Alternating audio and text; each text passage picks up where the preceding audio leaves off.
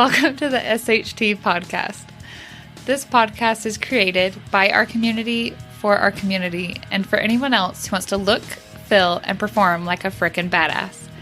Your holistic health journey starts and continues right here with us. Rediscover how you were meant to live. Is that what you wanted me to say? All right, hey, what's up, y'all? So I am so excited to bring to you this episode. This is an interview with my sister, Rachel Karnuth, and her family.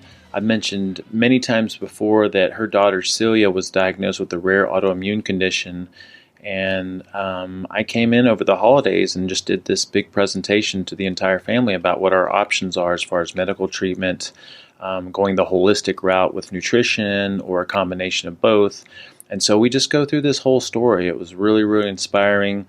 Rachel sought out the help of a medical doctor, a functional medicine medical doctor, and we talk about the value in having a professional assisting our strategy, because he was able to do some testing that I wasn't able to do and confirm some things, but also just gave her some reassurance that what she was doing with real food was actually the right thing to be doing. So that was really great.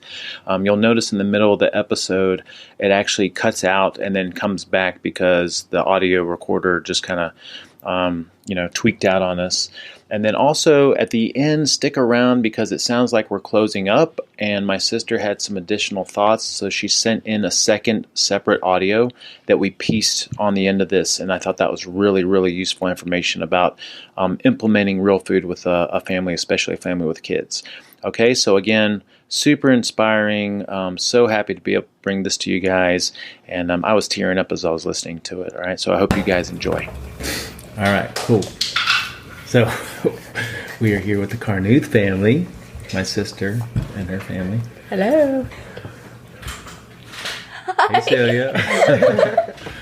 All right, so here visiting over the holidays. This is Christmas holidays, and just wanted to have a conversation about the journey that this family's been on, because I feel like it's really informational, inspiring, and hopefully some people can take some good stuff from this and get inspired by it or something like that. For sure. So, hopefully.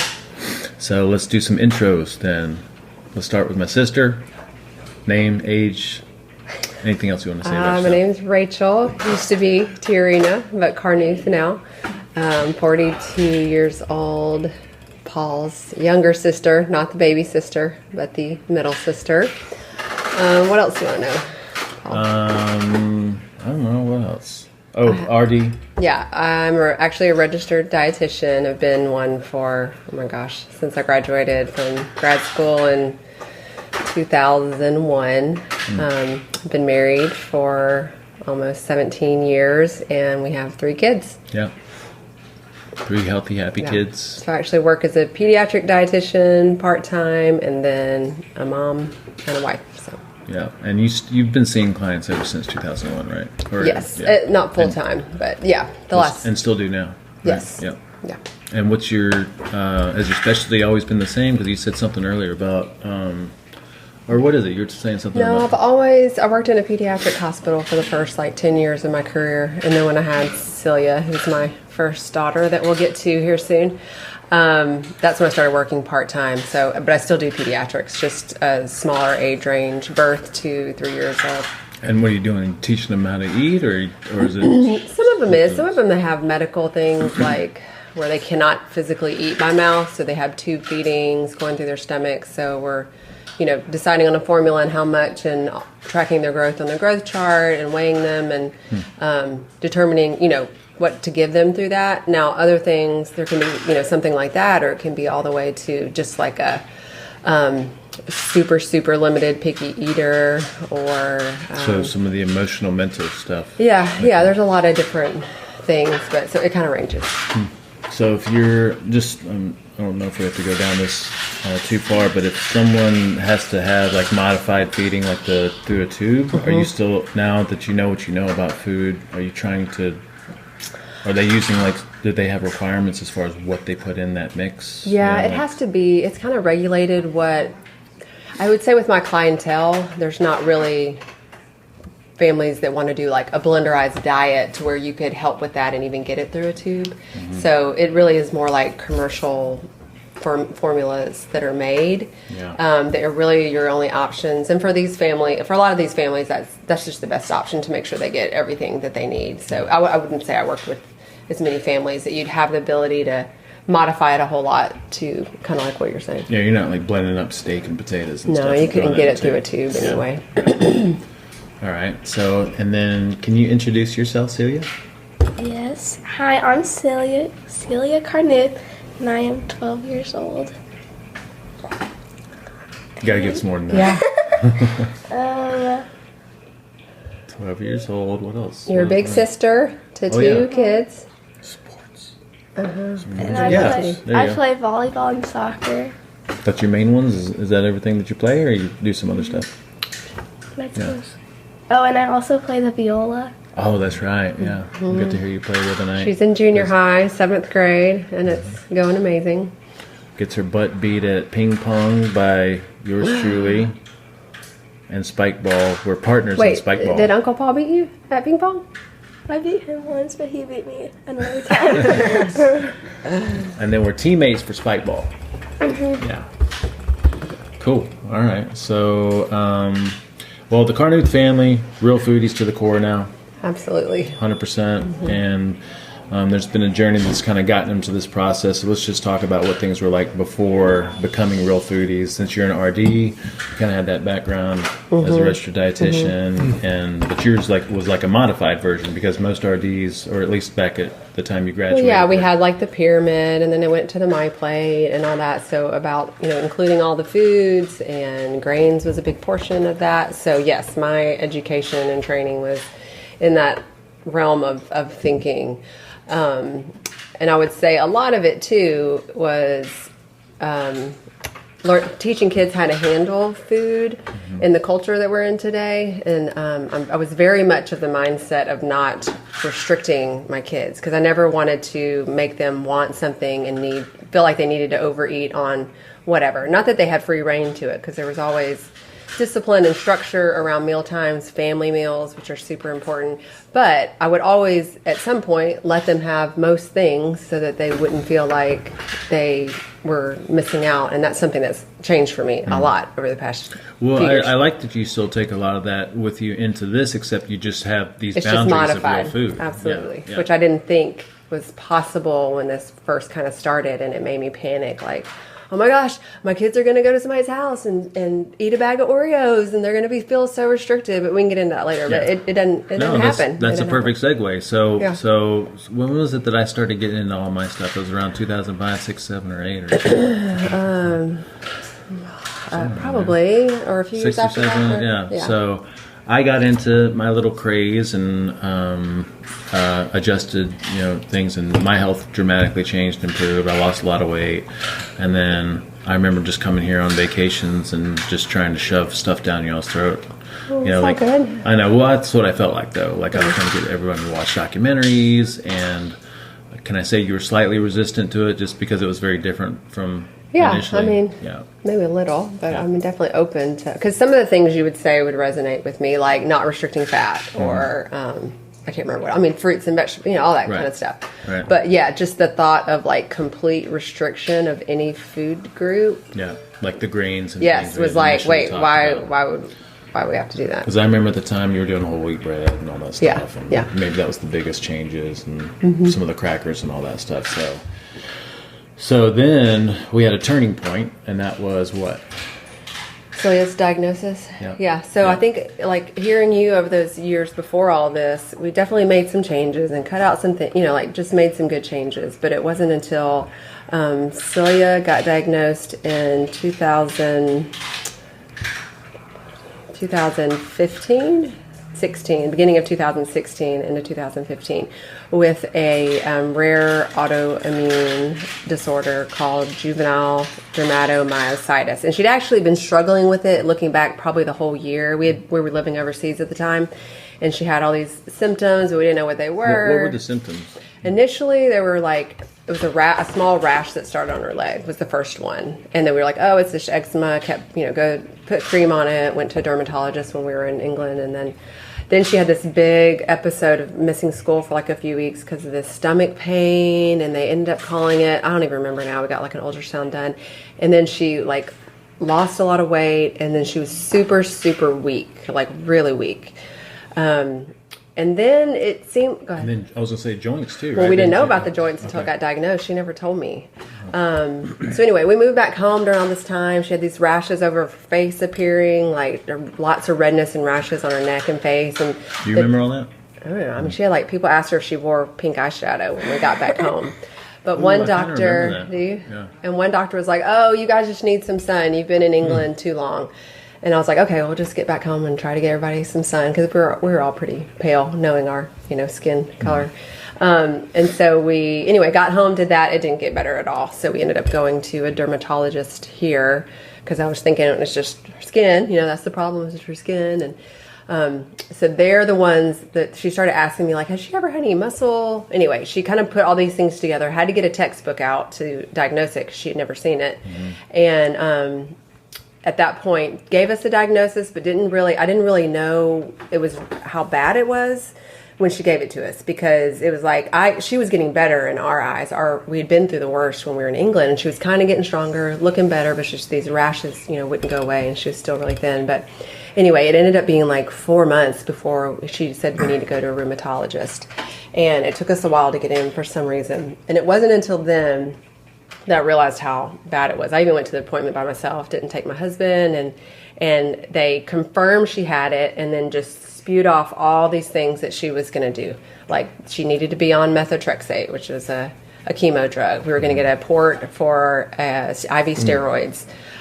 She was going to be on, I think, Plaquenil, which is like an anti-malaria drug. And she's just saying all these things to me, and she's like... And she'll be on them for a year. And after a year, there's a 50% chance she'll be able to come off the meds, but a 50% chance she'd be on the rest of her life. And don't worry, if she wants to have a baby, we'll just get her off of them for a little bit. It'll be okay. I mean, it was traumatic. So we left there. And no discussion about diet. Nothing. Yeah. But it was one of those, like, it was bad, because I was by myself, and it just all hit me.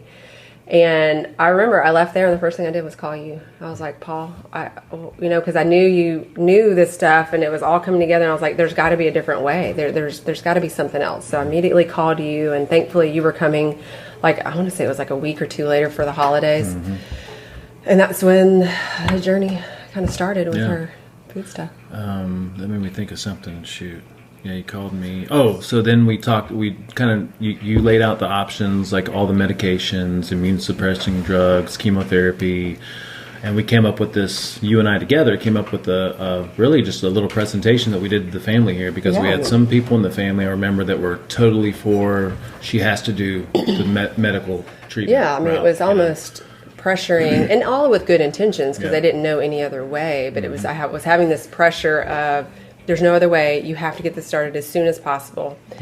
With also me, praying about this and really feeling like this is not the only way. There's got to be something else we can try. So yes, you came and educated me first on all the autoimmune protocols. Brought me a couple books, I think, and then at that point we put something, or you put something together that we kind of shared with the whole family to make them understand, like, this is why we're doing this, and this is why it can work, and So the options that we kind of determined together were, number one, medical treatment, which is like the route we didn't want to go. Didn't seem like because we were good odds. Nervous with, right? So that's the chemotherapy, immune suppressing drugs, and everything that you just outlined, right? The second route would be what we might consider this more holistic, natural route, which is, let's try real food and the autoimmune protocols that I've learned over the years, and I've been very successful with other clients. And then the third option was a hybrid, saying, okay, well, maybe we can do both at the same time. I mean, at the very worst, if we decide medical treatment and the drugs, let's also, do these diet recommendations. Oh, and I forgot about her other symptom, which may hit a lot of people with arthritis, but I didn't even know it. I mean, she was like 7, almost 8 at the time. She didn't even tell me. Did you even notice that your hands? You got to talk. No. Okay. I can't see you nodding your head. She couldn't even make a full fist where her fingers could touch her hands. It was like stuck at a... Let me see. You couldn't do that? Past that? No. Wow. It was like, and she didn't even tell me. I mean, I don't know. Moms out there, do you ever check your she's kid's holding hands? a bar and her fingers aren't going all the way around the bar. Yeah, almost like, yeah. But that's not something I checked with my kids, and she never told me. And so in that rheumatologist's office, they were like, and do you see her arthritis? She has so bad in her hands that she cannot even make a fist. And I was like, never. I didn't even know she had that. So I don't know how long that was, building to. So anyway, so those were our options. And again, we had people in the family that were like, we got to do the medical route. If we don't do the medical route, her life is in danger, and very, very... Yeah, and I had doctors honestly calling me, like, we went and got a second opinion. The other doctor, you could tell, was kind of keeping tabs on me, like, what are y'all doing? What's going on?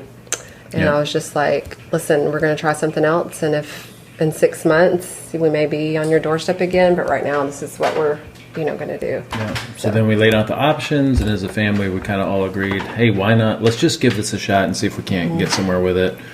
And then, if we need to, we can always go back to the medical treatment route, as a fallback. So then from there, I can't remember if y'all started implementing stuff right away, or when did you find your way to Dr. Is it Osborne? Or what's his name? No, you left. We changed everything as best I could. I mean, like you always said, every day was, like, what was that? What's that phrase you always? Oh, better is better. So we started off, and it wasn't great, but it was better than we were doing before. And we just kept adding and modifying. Like I'd find out, talk to you about it. Our autoimmune protocol. Yeah. Or I'd find out a certain food I was, doing had something in it, and I'd call you freaking out, and you're like, no, it's Rachel. It's now change it, and today will be better than yesterday was. I'm like, okay. And were you seeing improvements? We were. So we started seeing her skin started looking a little bit better. You had gone back home. This is probably a month or so later, and I was like, I had these doctors call me, and I was like, Paul, I just feel like I'm like out there, like treating my daughter by myself. Like who could I get to like at least follow her? I mean, I'm worried about her weight gain, all that. And you said you just need to find a functional medicine doctor. That's what you need to do. So we did a lot of research, talked to people, asked on Facebook in the area, and found Dr. Peter Osborne, who was actually only like 40 minutes from us, but we couldn't get into him till April. So yes, from December to April, we just did like an autoimmune protocol as best as we could, and yes, she started getting better. Her skin was starting better. The spot on her leg that always needed a steroid cream was like a little bit less and less needing that. But her hands and arthritis was just stuck, up until seeing him and doing some other things. So yeah. And then when you finally got in to see him, what was what did you get from him that we didn't already know? Well, a lot was checking off her vitamins and like cardiometabolic like levels and stuff. And then another big one was a stool study. She did like a 3-day stool study, and in that she had a parasite that he said was notorious for joint inflammation. And so from there, that's when we started lots of supplements just to get like vitamin D up, and taking like a fish oil type thing, things like that with inflammation. But then when we started this protocol to get the parasite out or whatever, that's when we started seeing her hands like little by little started to get better. And then by the end of that, I think it was a few months later, you could make a full fist, and then everything else kind of just blended in that time. Weight gain started happening too, and he just started getting better. Yeah. So, but definitely by the time when we saw him, she did not look like she looked when she got diagnosed, because he was like, well, her skin. I'm like, no. It was a lot worse than this. So just diet was already helping tremendously, for sure. So do you remember what it was like before everything got better? What was it like? Well, it was like at school sometimes in England, like I didn't really think it was a big deal, but after like I got diagnosed, I noticed that like whenever I'd like go on the monkey bars or something at school or go on the playground, like my hands would get like tired really easily, and they would like hurt. Like even if I just went like one time around the monkey bars, they like hurt really bad, so I like couldn't do it. And other kids could do more or longer or something like that? Well, you used to be able to do longer, right? That's what you're saying. Like, you could do more things before. Could do more. No, like, my hands, like, I couldn't do it. Oh, you couldn't do it. Okay. Because they would hurt. What else? What about swimming? Remember how it affected you with swimming? I just got really tired during swimming. You were like, Mom, the water just feels so heavy. And then I remember in England, there's this one time this guy made us go swim for a brick. We had to carry the brick back to him, and like I could barely breathe under there. Yeah, you were really I weak. couldn't get up. Really weak. I remember when I visited England, she was having those stomach issues or something, right? Was she? Probably. Yeah. I think mean, so. it Or was she had just started having them or something like that. It was a, you know, you can look back now and see the perfect storm. She had to be out. She was on antibiotics for some stuff before the little symptoms came up. There's a lot of things, but looking back, you can see it all. But in the moment, we were like, what is all this random stuff she keeps like happening to her? Yeah. So now we're like 100% real foodies. What was the difference with what Dr. Osborne could do versus just the general info that we were trying to do ourselves? Like I know that you said something about like it was the support of a doctor following you. Like would you say the testing? Like you know, Yeah, I would say mainly the testing. I mean, the parasite thing was crucial because then we repeated that and it was gone just to make sure it was gone. All right, so parasite thing was crucial. Retested afterwards. And what was the protocol? What did he give you? Like some? I'd have to. I don't remember now. I mean, it was a thing that his name for it was parasite defense, but it was like a supplement with a list of different ingredients, but not pharmaceutical. That we did for like 6 weeks. I think it was just that and this detox vitamin C flush that we had to do in the beginning. You liked that, didn't you? No, I didn't. It was terrible. So would you say like having a doctor, functional medicine doctor, like the tests helped give you leverage to do the right thing? It gave you a little bit of confidence or clarity on like, all right, we're doing the right thing. Yeah, and I'm dealing with a child, you know, that I have in that moment. That's what I needed when I had all these doctors literally looking at me in the face and saying, there is no other way. You have to do these. You're not taking care of her if you don't. And as a mom, that was scary. So just to kind of be out on my own, like just doing it, it was more like I needed someone to be monitoring her like a doctor kind of would in a way and giving us feedback. And then, he would repeat tests, like we get her vitamins checked again and see if what we were supplementing was coming up and if something else went low and that sort of thing. She did like you've told us about before, she did digestive enzymes just in the beginning, the first, I don't know how long, but, I think it was just, I was so nervous of just like doing this kind of, without any help that it was good just to have somebody to reassure me, like, it's okay that you made this decision. Yes, the doctors are going to tell you that, but let's just keep moving forward with what you guys are doing and, see the results, and then you'll feel more confident.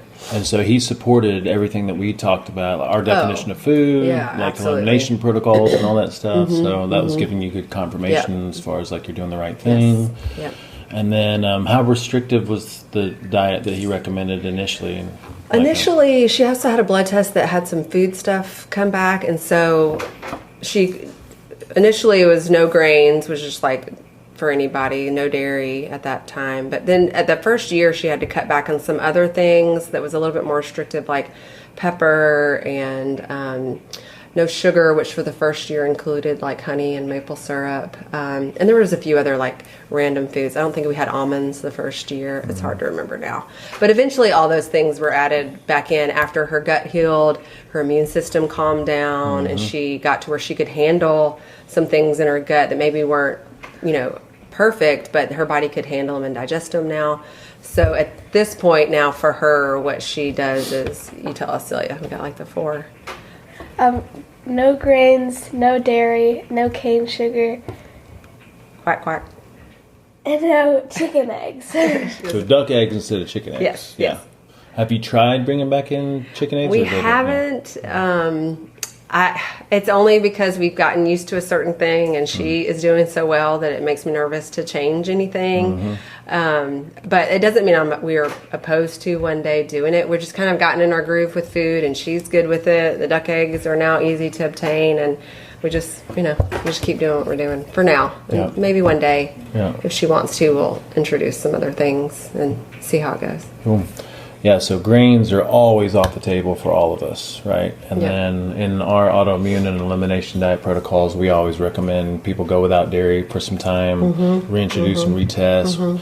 Eggs, we always recommend people go without. We believe that usually most people have problems with the egg whites because of the anti-nutrients in the egg whites versus the yolks. So if you're going to reintroduce something, you can bring back in the yolks before the whites and just see if you have any kind of reaction with it. And then nuts and seeds, like we're always very cautious about too. So I think it's great that for people that can afford it or have access to it, that functional medicine supports this holistic, whatever we want to call our way of doing things, and it gives some officiality to it, some testing, some leverage maybe that you might not have otherwise, but also it confirms that the low-hanging fruit, the easiest stuff to do is actually the stuff that's probably going to have the biggest impact, which is just getting the nutrition dialed in and sleep and stuff like that. So what else? I think it might be useful to talk about dynamics, I know that it was probably difficult implementing this because of kids and school and friends and parties and all that kind of stuff. Like, how was that? Well,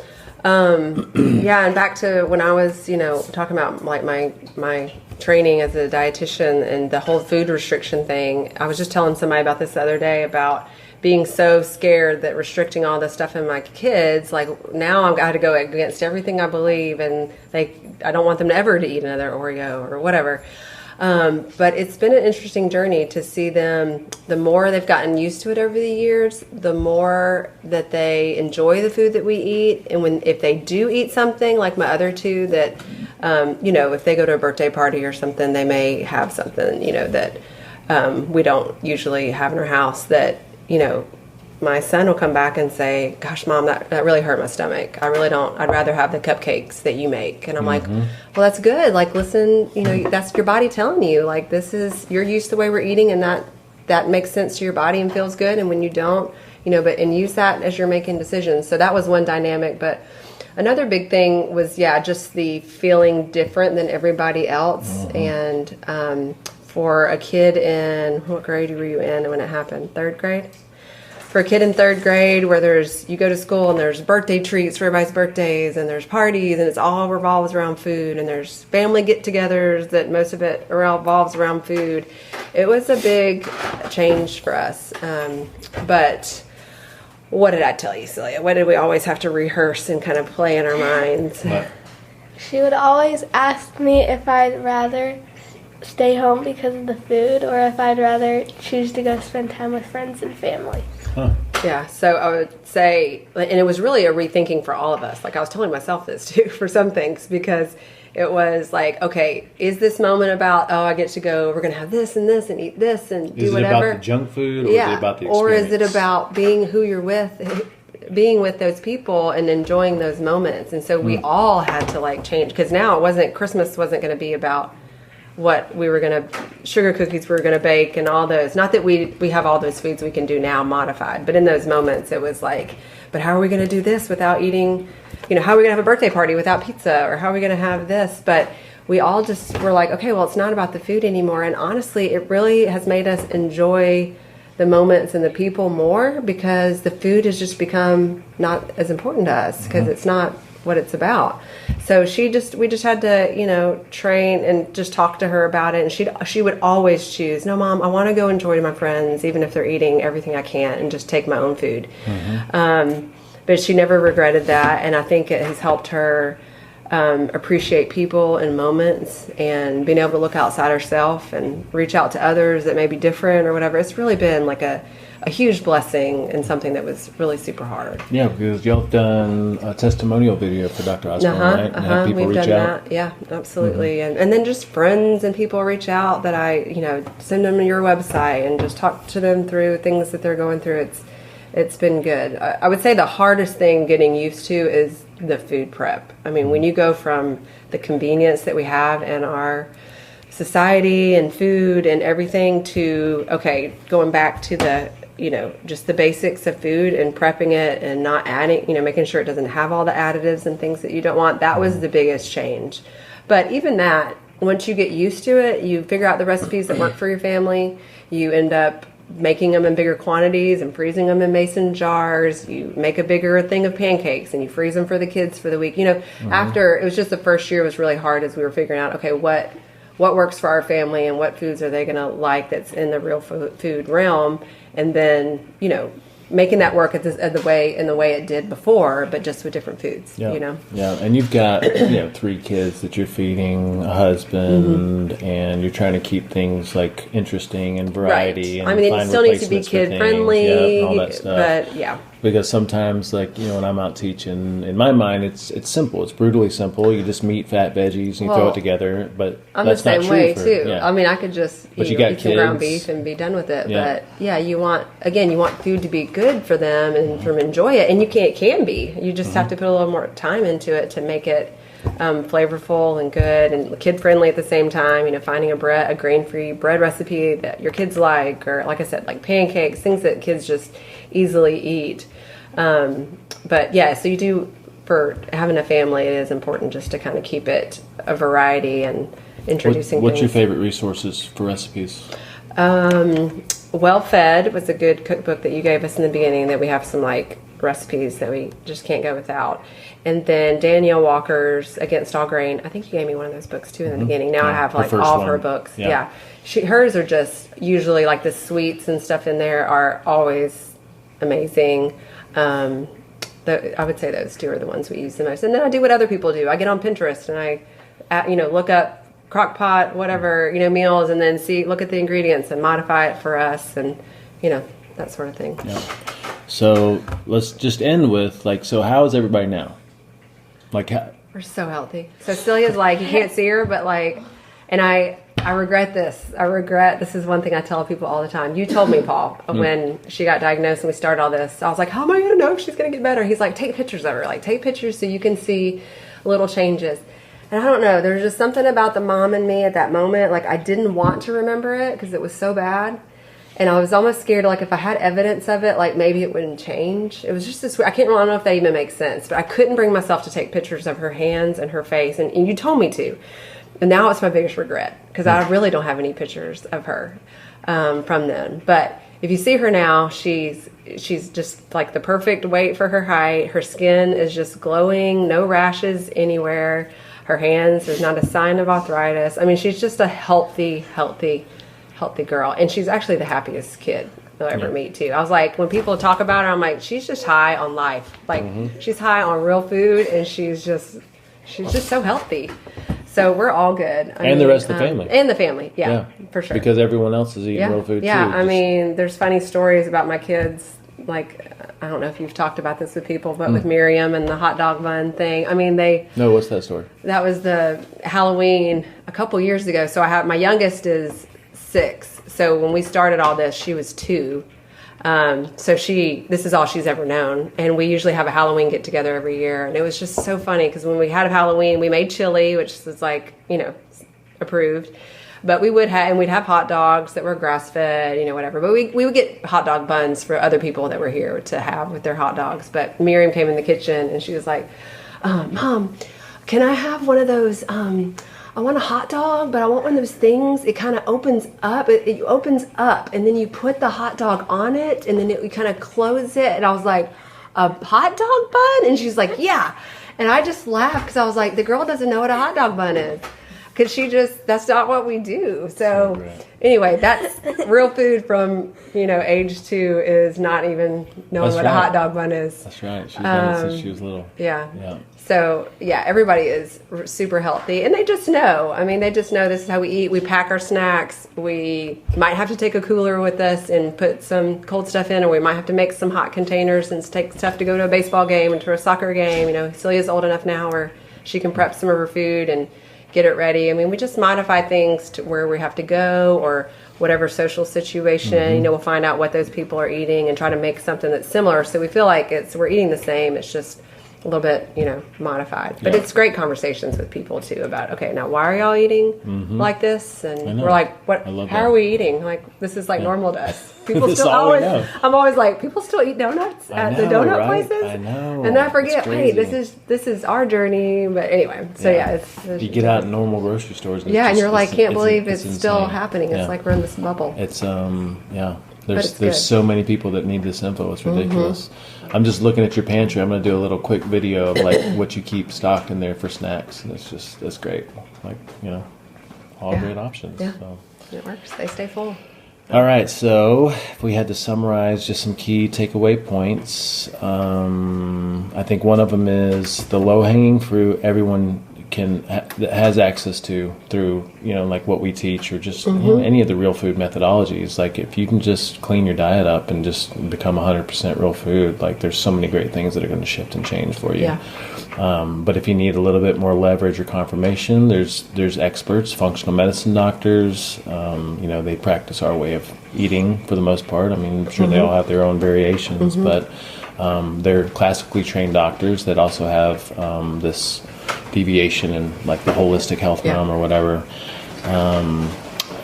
What else would be some big takeaways? I love your point you made about like focusing on the experience versus like having food as the focus for these different like holidays and get-togethers and birthdays and all that kind of stuff. Like our gingerbread houses. I was like, how are we going to make a gingerbread house? They're going to want to eat it and they can't eat it, And then a friend was telling me how on New Year's Eve they make gingerbread houses, then on New Year's Eve they put fireworks in it and explode it. And I was like, that's awesome. That's what we can do. We don't have to eat it. We'll explode. We'll do an explosion. Or you can glue the sides together with a hot glue gun, and then it makes it so you can't eat it anyway. Unless your grandfather comes over and tries to eat some of it. Yeah. Well, it's just brings tears to my eyes just seeing how happy and healthy you guys are, and like I'm so used to it with you now that it's like it's hard to remember back when it wasn't like this. But when I see y'all now, it's like the healthiest, happiest family. It's an example of a real food family. Yeah. It's like what we see happen when people do this, and maybe that thing that happened with you was the best thing that happened to the family because now the whole family is on a different path. And it was just amazing that you were going through, your journey with it at the same time. Because, I mean, literally, I know without a doubt, had you not been doing what you were doing, we would have just done the medicine. We would have. I mean, you're the first person I called. I was crying like, Paul, what am I going to do? So just that, that it worked out that way and, God was good and it was, your healing resulted from it. And we can all be healthier now from it and then help other people for sure. Yep. Well, I think that's it. I think that was a really good discussion, right? Celia, thank you so much for your massive input on all that. No problem. Are you ready for me to beat you in ping pong? You got to show me how to make the fudge tonight because we got to do a little video on that, okay? All right. Thank y'all so much for spending time on this. Okay. That was great. Right. That was really awesome. Yeah. Love you too.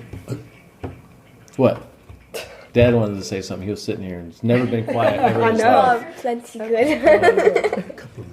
good. After our conversation the other day, there was just another point that kept coming to my mind that I wanted to share and just make sure people really thought about and understood.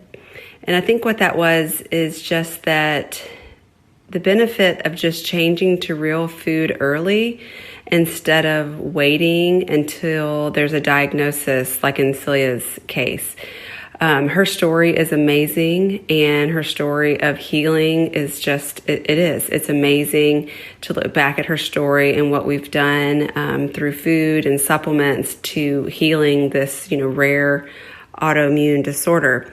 But there are so many times that I can't help but think, if we had just started on real food years before this diagnosis, would we have even been looking at that diagnosis? And it could have changed the outcome for her had we started real food before all this, And so I think that's the point that I want people to just think about, that, we tend to wait until there's a diagnosis or that we just, a bottom line kind of thing with our health, and then we make the changes. But if you're like listening to this podcast today, then you're already of this mindset of wanting to make good choices about health and food and things like that. So my takeaway would be just to start real food changes like as soon as you can, because it could prevent some things that are, could go wrong with your health later, just by making these simple changes. And I say that also just because like I look at my own family and my kids and the journey we've been on, and like with my third kid, who is 6 years old, she's pretty much been on real food her whole life. And we did do some things differently with her besides just real food. Like we did a birth outside of a hospital with a midwife. We chose we didn't follow the traditional vaccination schedule with her. I mean, we did some other things differently than we did our other two kids.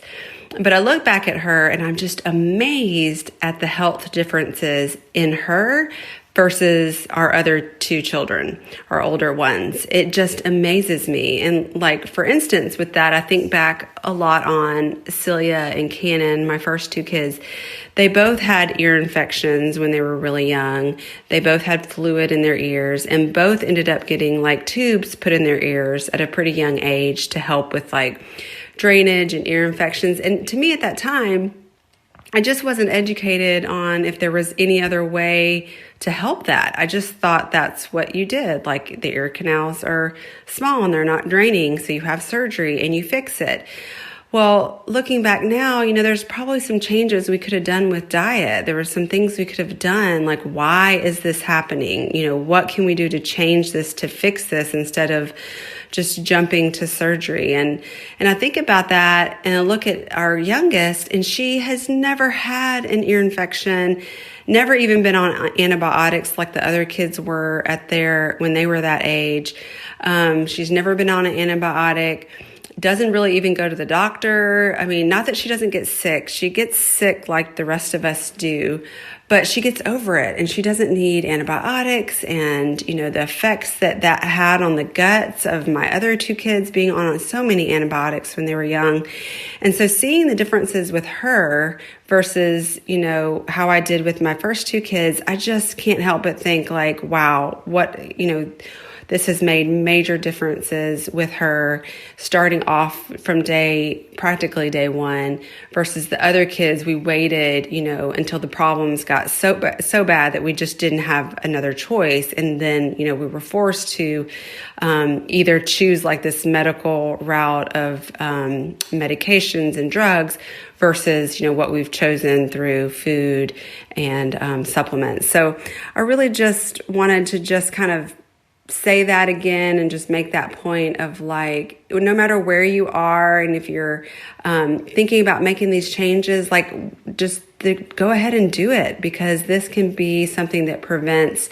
It doesn't have to be Celia's story. We don't have to get this, rare autoimmune diagnosis and then make the changes. If we make changes now with our family that we can, even if it's little by little, then it could be preventing something. And I think too, if you look around at your family now or look around at your extended family, there's always, I hear about it from so many friends and their families and their kids and parents and whoever. There's usually some sign that something is going on, whether it be skin conditions or already an autoimmune that runs in your family, or, the list goes on and on that can be related to food if you do your research and look into these things. So chances are there's already some sign going on with your health or someone in your family that lets you know that, hey, this can or is a problem or could be in the future. So I just really wanted to just give that as an encouragement, especially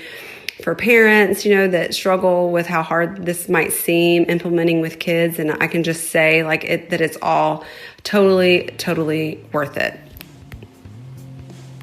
All right. Thank you so much for spending some time with us today.